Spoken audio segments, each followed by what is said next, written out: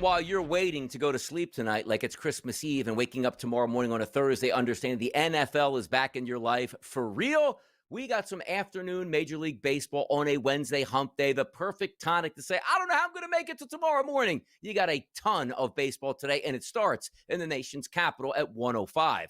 9:01, 9:02 on the rotation. That's the Miami Marlins and the Washington Nationals. Yuri Perez is going to be on the mound against Mitchell Parker. Both of these pitchers you could probably hit. Why is that? You're going to see a total that's flashing at 9s across the board, and a slight favorite here for the Marlins on the road, anywhere between -136 to -130, depending on where you're shopping at. If I look at those statistics today and say, all right, Mitchell Parker, what have you done the last 45 days? I don't know, an 8 ERA. Yuri Perez, how about you?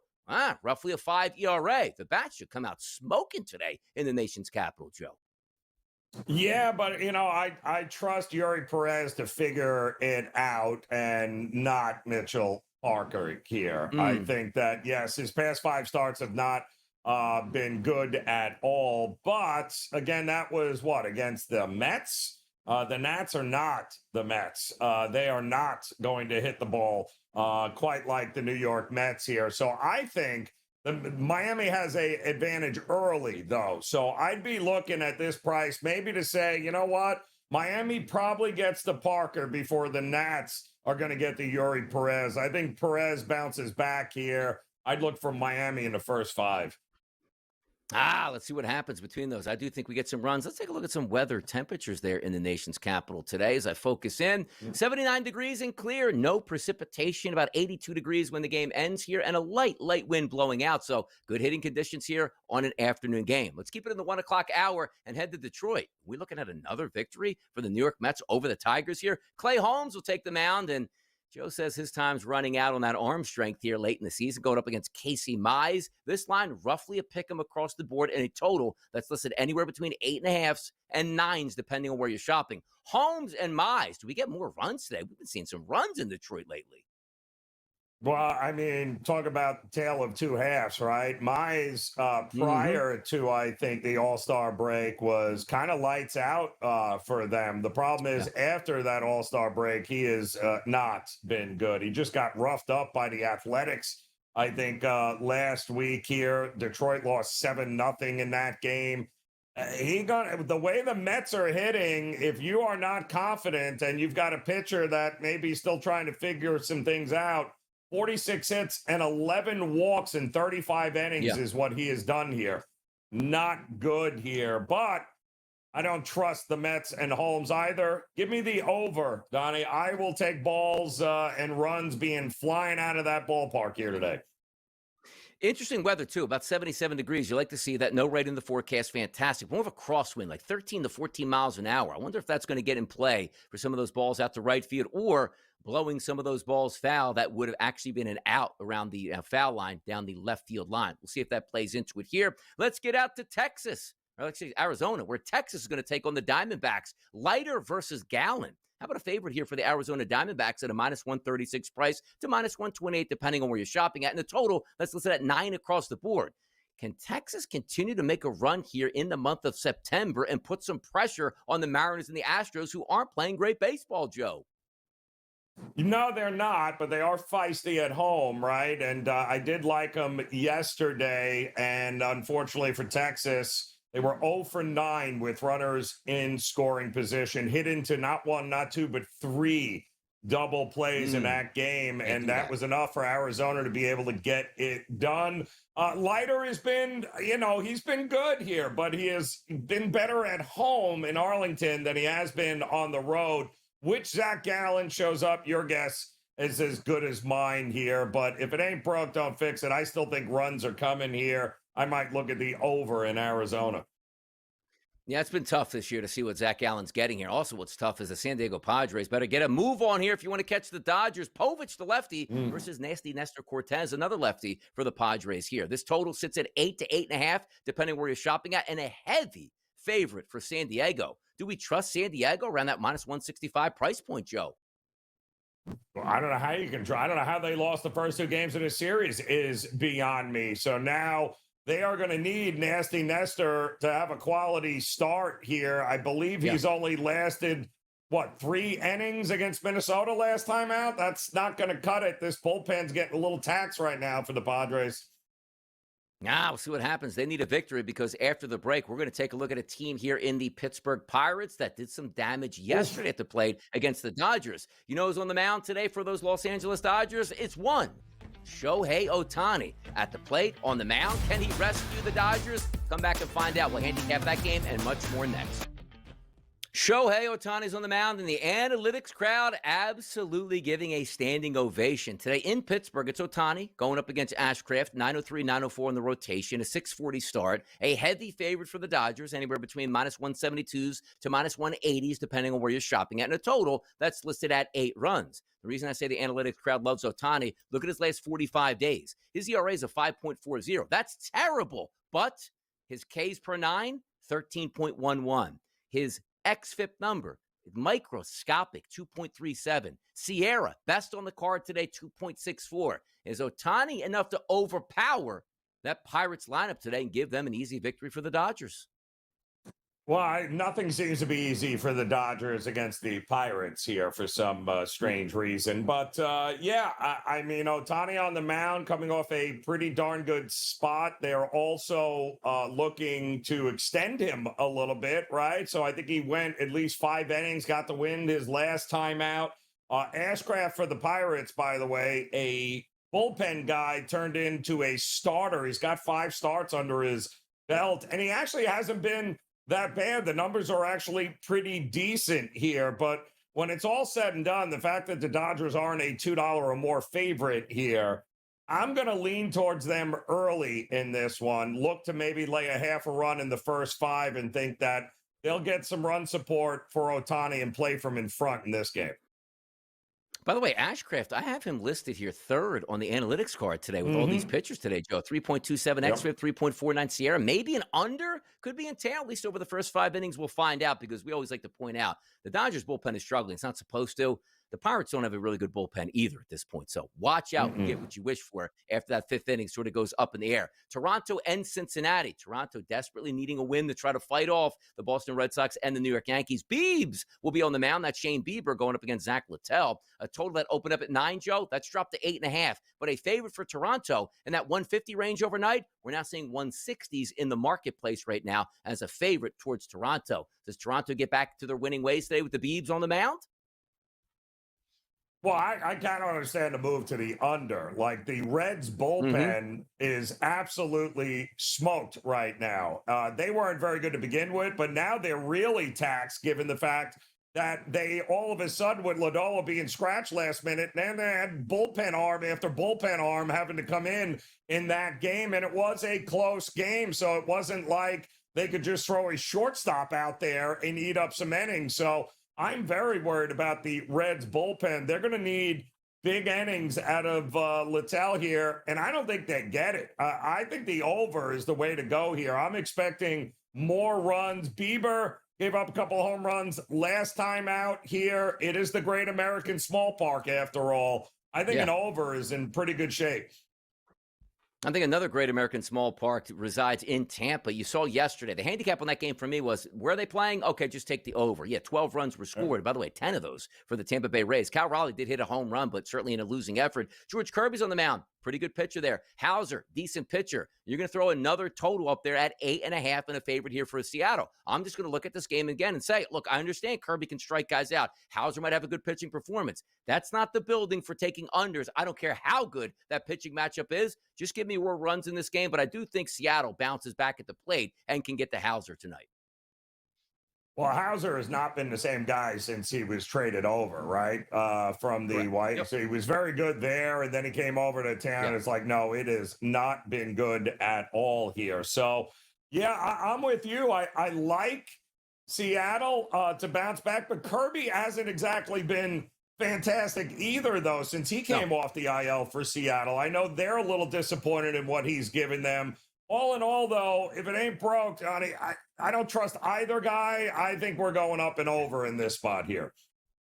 Let's see what we get, people. How about in Milwaukee? They took a day off. Guys got to hang out, eat some brats over the weekend, and relax yesterday without a game, even though they did play a game previously on Labor Day Monday. Aaron Nola is going to go on the mound against Jose Quintana. Look at this line, Joe. 8.5 is the total overnight. It's risen to 9. I actually agree with that. You look at the side itself, slight favorite towards the Milwaukee Brewers, which is crazy. Wait a second. Aaron Nola's on the mound. The Phillies are healthy. How can they be underdogs? Nola just hasn't been that good as of late at this point, and neither has Jose Quintana. So I'm looking at this saying, I do think we probably get 9 runs in this, even though some of these are a little bit tough, Joe. When you give both teams a day off, that means the bullpens will be rested and ready, and everybody is on deck. So if those pitchers do struggle, or you like to say, you know what, hey, Aaron Nola, good 5 innings, Quintana, good 5 innings. We'll handle it from here. That's the tough part. But if I'm just looking at the first 5 innings, Joe, we should get runs between these two pitchers.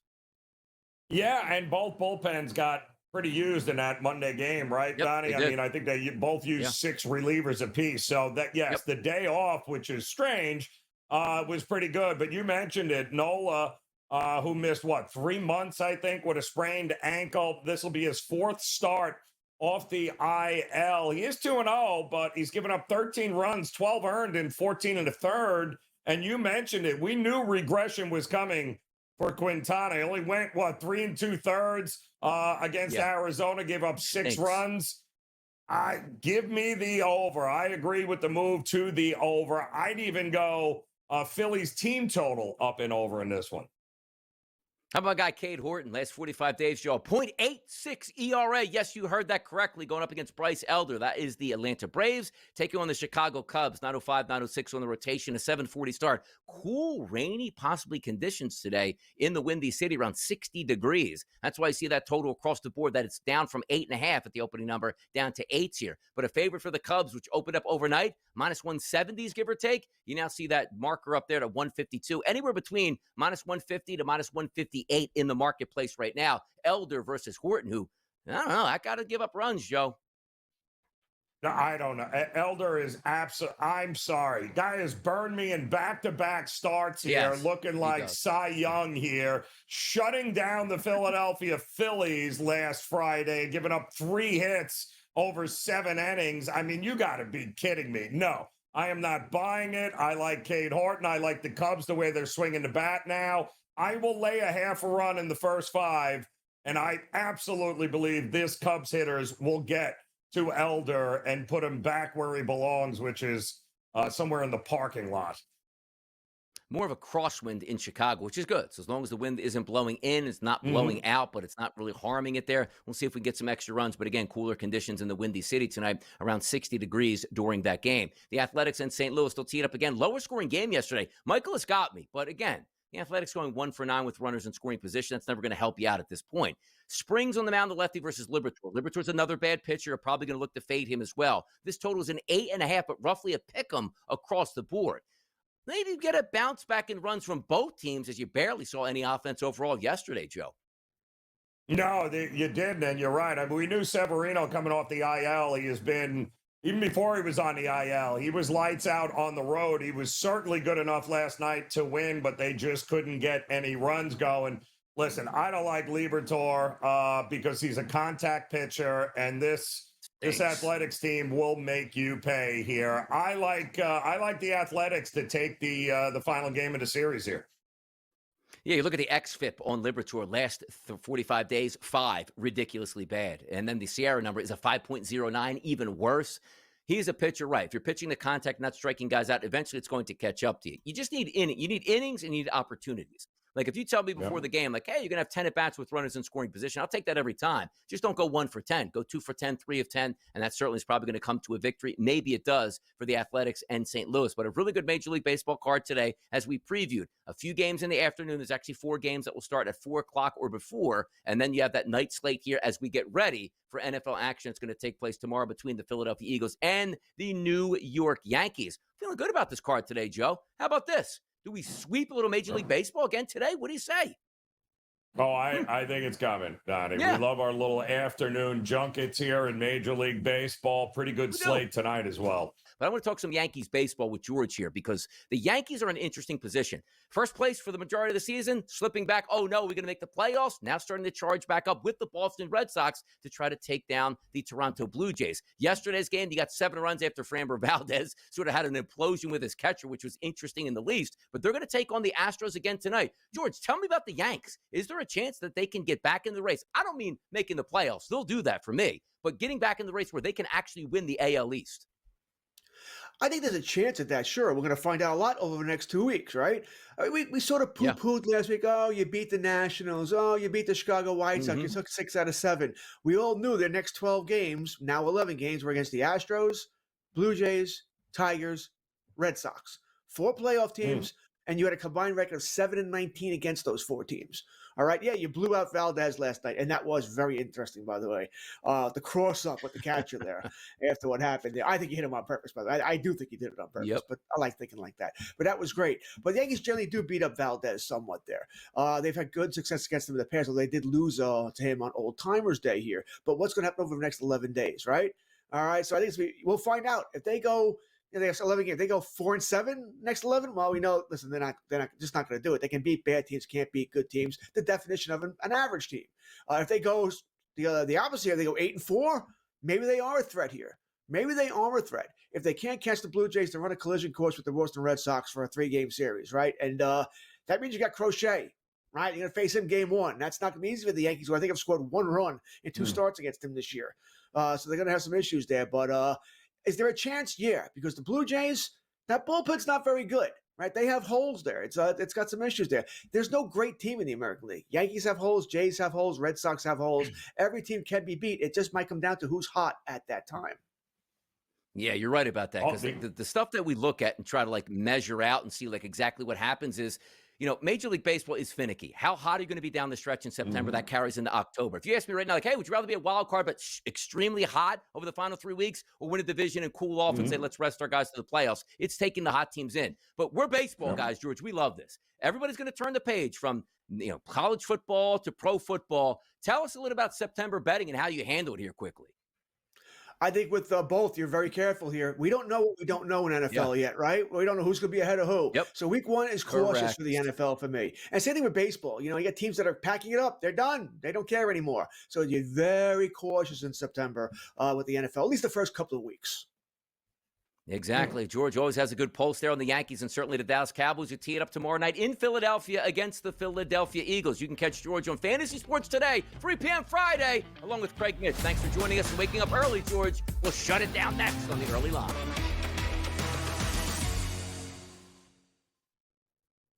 Bring it home, Joe. Bring the people home with a little more dollars in their back pocket. Where are we going today?